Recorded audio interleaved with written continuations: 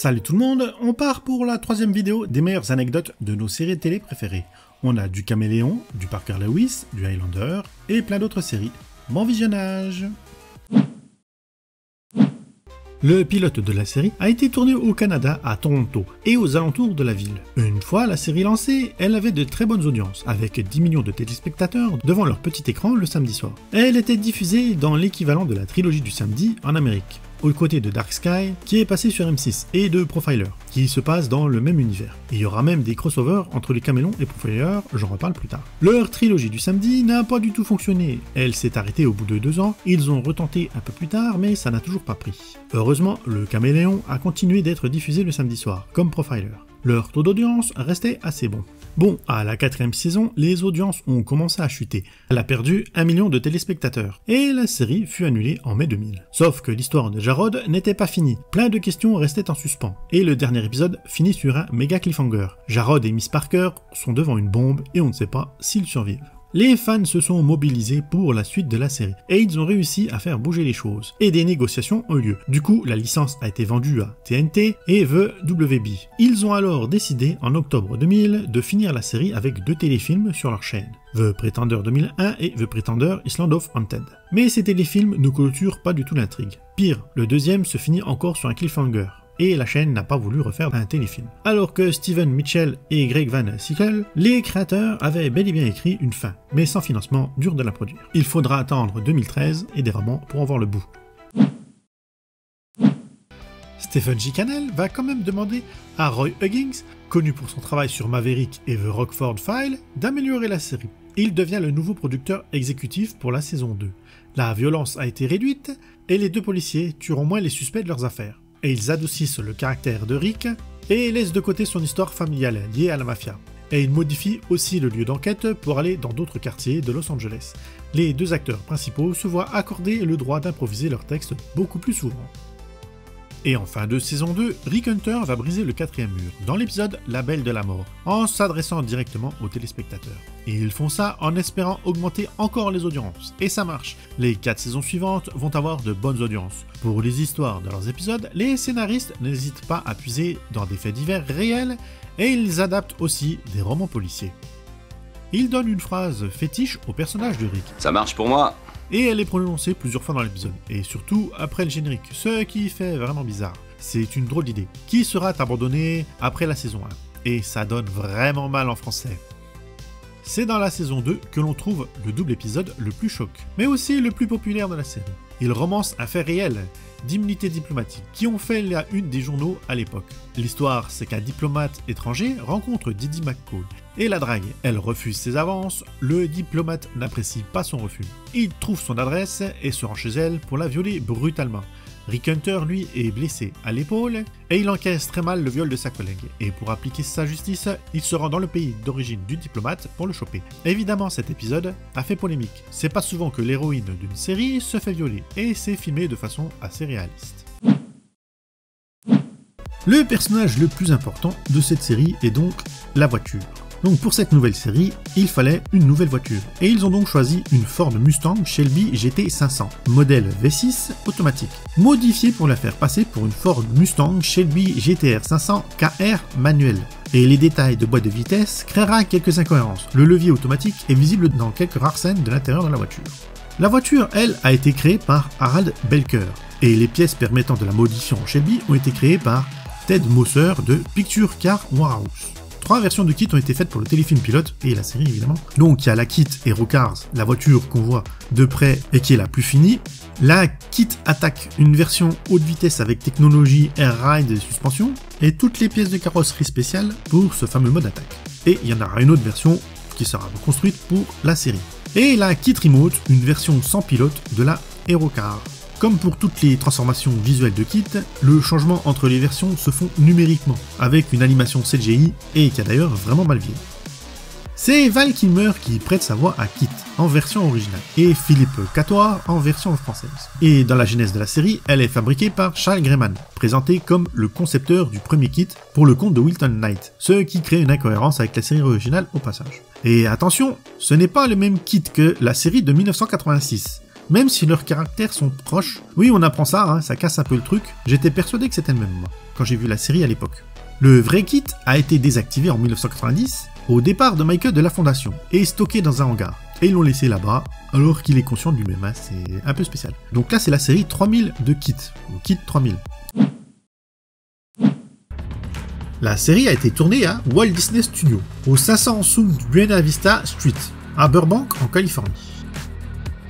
Dans le premier épisode, Jesse a une queue de cheval et un collier brillant qui lui donnent une super force. Ces deux éléments disparaîtront de la série dès le deuxième épisode. Control, soit l'œil orange, a des capacités spéciales, comme devenir invisible, pirater les ordinateurs, contrôler tous les appareils électriques, et il a même le pouvoir de figer les humains. Dans l'épisode 3, Jonathan, joué par Trevor Hester, joue à une borne d'arcade. C'est le jeu Tron, qui est adapté du film de 1982 de Disney. Dans l'épisode 6, la guest star, Sandal Bergman, arrive nue sur Terre pour tuer Jesse. C'est un clin d'œil au film Terminator. D'ailleurs, l'actrice a aussi joué avec Schwarzenegger dans Conan le Barbare. Au début, ils avaient pensé faire de la série un préquel au film, racontant ce qu'il s'est passé avant les films. Mais vu que la fin était connue, ils ont donc changé d'idée. Normalement, la série aurait bien dû être avec Connor McLeod, joué par Adrian Paul. Mais il voulait être libre d'interpréter son personnage comme il le voulait, sans avoir à reprendre le caractère du personnage des films. Ils lui ont donc créé un rôle sur mesure pour lui. Christophe Lambert avait négocié un cachet de 50 000 $ pour jouer dans le pilote de la série, mais la production française a refusé. Ils trouvaient ça trop cher. Du coup, la prod allemande ont menacé de se retirer du projet, ce qui a fait changer d'avis des Français, mais Lambert a refusé, vexé par cette histoire. Et au final, ils lui ont donné 500 000 $ pour qu'il joue dans le pilote, soit 3 jours de tournage pour lui, une affaire bien rentable grâce à la prod française. L'agent fédéral Matthew McCormick aurait dû avoir sa propre série spin-off, où il enquêtait sur des meurtres en série par décapitation, et le tout en s'occupant des immortels qui veulent sa tête. D'ailleurs, le rôle avait été écrit spécialement pour l'acteur Eric McCormack. C'est pas la seule idée de spin-off qu'ils ont eue. Une sur Mythos et Joe Dawson avait été émise après la fin de la série principale, mais ça n'a pas abouti. Adrian Paul adorait se costumer pour les scènes de flashback, et dans la saison 6, il a d'autant plus aimé faire l'épisode 7, Suspect, qui se passe entièrement en 1929. L'idée de la série était originale, mais il y a quand même quelqu'un, Nancy Bredfield, qui a trouvé le moyen de déposer une poursuite fédérale pour violation de droits d'auteur contre la Walt Disney Company et NBC Studios, et les créateurs de la série. Elle affirmait que la série était basée sur un scénario rejeté par NBC en 1980. Le tout s'est arrangé à l'amiable en coulisses. La plus âgée des actrices, Estelle Getty, souffrait de trac. Sa situation s'aggravait au fil des saisons, avec des difficultés à mémoriser les répliques. Les producteurs ont introduit des cartes aide-mémoire pour l'aider, et elle commençait à tomber gravement malade. Les co-stars ont décrit l'impact de la démence de Getty sur la fin de sa vie. Elle n'arrivait même plus à les reconnaître. Getty est décédée en 2008 suite d'une démence à corps de Lévy. Bien que Bea Arthur et Betty White aient bien travaillé ensemble sur le plateau, elles n'ont pas développé d'amitié personnelle en dehors du tournage. Les différences d'approche et de personnalité entre ces deux actrices ont parfois créé des tensions car elles avaient une approche complètement opposée du travail d'acteur et de façon de jouer. White s'adressait au public et était plus chaleureuse alors que Arthur restait dans son rôle et s'isolait. Mais les 4 actrices prenaient régulièrement une pause déjeuner ensemble pendant leur jour de travail.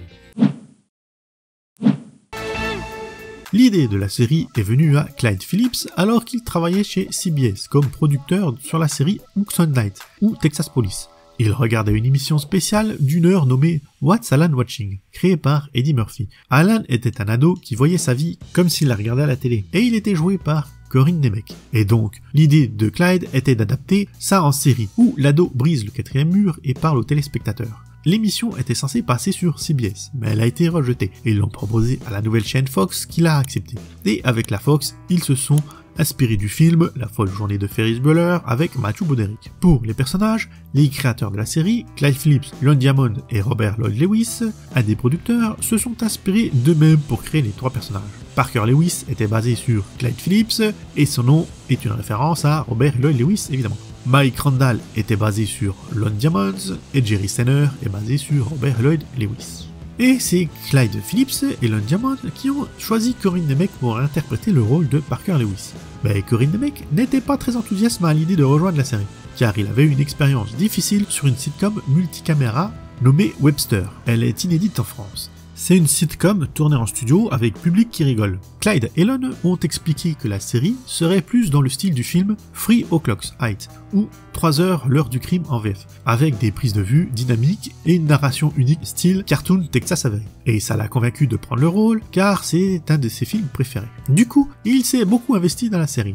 Dès le pilote, c'est lui qui a proposé le style vestimentaire avec les chemises bariolées, des baskets montantes Adidas Torsion. Il s'est inspiré du personnage de Will Smith dans Le Prince de Bel-Air et des clips de rap et de hip-hop de Jay-Z Jeffs et aussi de l'émission télé musicale In Living Color. Il a aussi proposé la coupe du cheveu et il voulait une coupe style Gambi, mais pas possible avec son style de cheveux fin. Alors il a fait quelque chose qui y ressemble, avec les cheveux en pente, et ça prenait 45 minutes pour le coiffer le matin. Coiffure qui a été retirée à la 3e saison, perdant une partie de l'identité du personnage. Je le cite, il a dit à propos de son personnage que, dans l'ensemble, le look de Parker Lewis était une fusion unique entre le style hip-hop et une esthétique décontractée, et cela reflétait parfaitement l'énergie et le dynamisme de l'époque. C'était une période excitante où la mode et la musique se mélangeaient pour créer un style distinctif qui restera ancré dans la mémoire collective pour les années à venir. Herc Storm Sailor est inspiré de Han Solo de Star Wars, comme la série où ils ont aussi pris des inspirations dans Mad Max et Jason et les Argonautes. C'est Jean Chapolin qui fait la voix d'ouverture dans le générique en version française. Quand la gamme de jouets est sortie en Amérique, ils n'avaient pas prévu de faire des histoires pour les jouets, d'où l'échec de cette dernière. Mais la production des jouets s'est même arrêtée avant le début de la diffusion du dessin animé à la télé. Et c'est Dick et J. Michael Straczynski qui ont donné des personnalités aux personnages et une histoire. Mais ça n'a pas suffi, le dessin animé a quand même été un échec en Amérique. La série animée aurait dû avoir un film pour clôturer son histoire, mais étant donné l'échec qu'elle a été, le projet fut complètement abandonné. On ne verra donc jamais Jace unir Sarah Sin avec son père.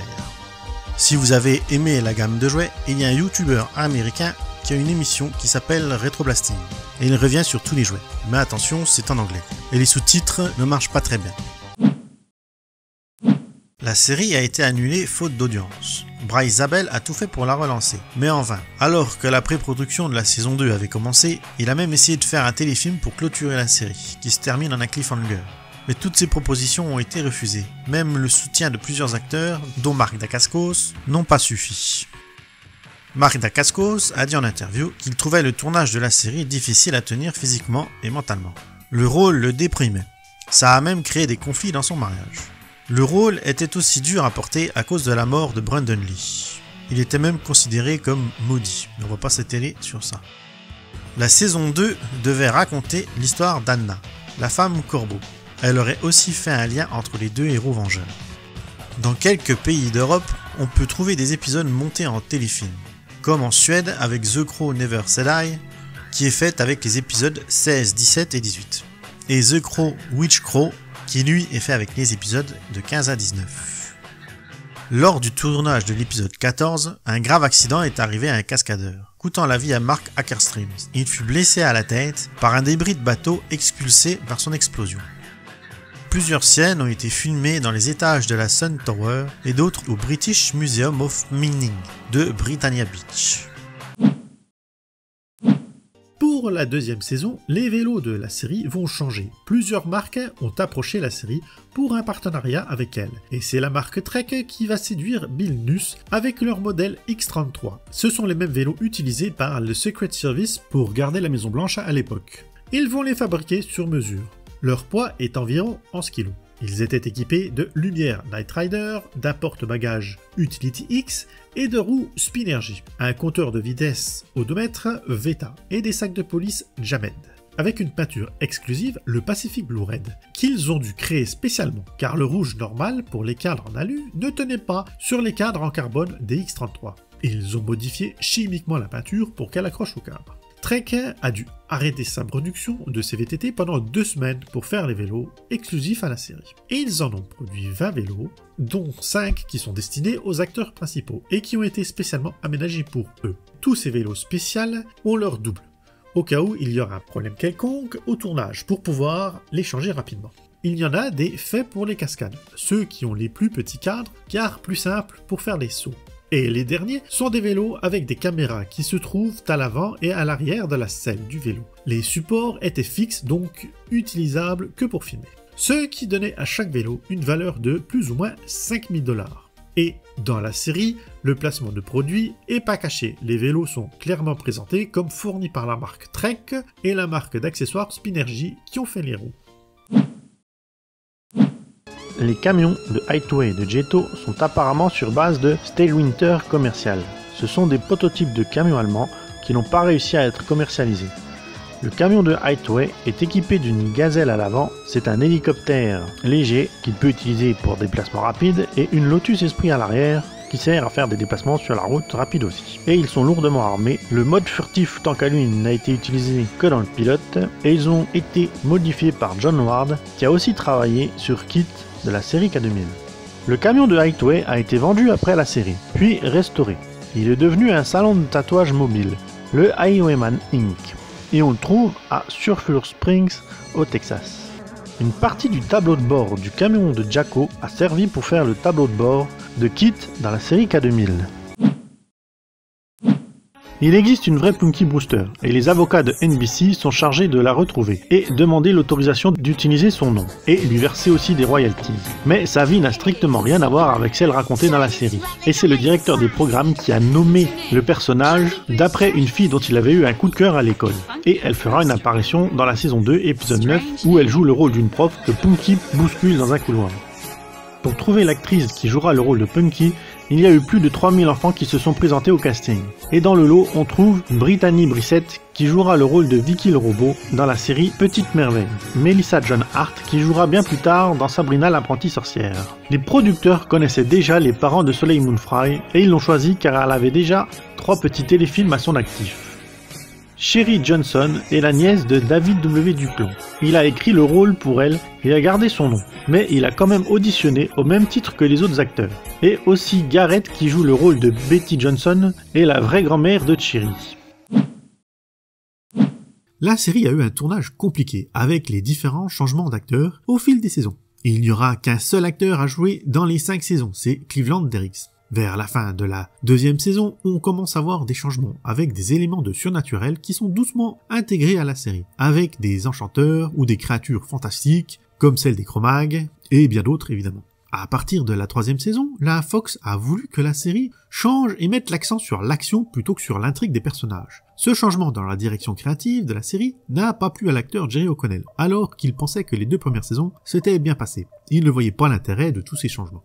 Et c'est là que le premier acteur principal du groupe a voulu quitter la série. John Rhys-Davies a déclaré dans une interview en 2016 qu'il avait critiqué l'écriture des scénarios de la série. Il dit, je cite, « Cela aurait pu être la meilleure émission de télévision si les scénarios n'étaient pas un charabia incompréhensible. » Il a aussi dit que la prod était incapable de trouver quelqu'un qui ait lu de l'AICF et donc en écrire. Et c'est ça qui a fait s'écrouler la série. Il a aussi critiqué la Fox qui voulait tout contrôler et bridait le peu de créativité que les scénaristes avaient. Allant jusqu'à prendre des idées d'autres films, on trouve des épisodes similaires au film Tremor, Twister, La Nuit des Morts Vivants et L'île du Docteur Moreau, où ils ont poussé le vice jusqu'à utiliser les mêmes masques que dans le film. Il a dit c'était pas des hommages, mais du pillage. Il y a même un épisode où un scénariste a pris l'idée du pont invisible dans Indiana Jones sans avoir vu le film. Et du coup, il ne savait pas que Rhys-Davies avait joué dans le film. Alors que lui s'attendait justement à ce que ce soit utilisé comme référence méta dans la scène de l'épisode. Et la goutte d'eau qui a fait déborder le vase, c'est quand il a vu les scénaristes regarder le film Spices qui venait de sortir en DVD et les entendre dire qu'on pourrait utiliser telle ou telle scène dans les épisodes. Là, il a craqué et a préféré quitter la série. Et la rumeur dit aussi qu'il a été congédié pour avoir insulté lors d'une fête un dirigeant de la Fox, qui fut plus tard promu à un poste de haut niveau dans le contrôle de la programmation. Et il y a une autre rumeur aussi qui dit qu'il a été licencié pour mettre à sa place Carrie Unger pour attirer les adolescents en chaleur avec une fille sexy. Et pour moi ça dit surtout que John Rhys-Davies est un grand acteur qui n'aime pas faire de la merde et qui le dit quitte à perdre son taf. Voilà, les anecdotes sont finies, j'espère que ces petits rappels vous ont plu. Et tous les liens des vidéos complètes sur les séries sont dans la description comme d'habitude. Sinon, n'oubliez pas les trucs de YouTube, les abonnements, les partages, la cloche, les pouces, et merci aux abonnés soutiens. Et moi, je vous dis à plus pour une autre vidéo. Bye bye.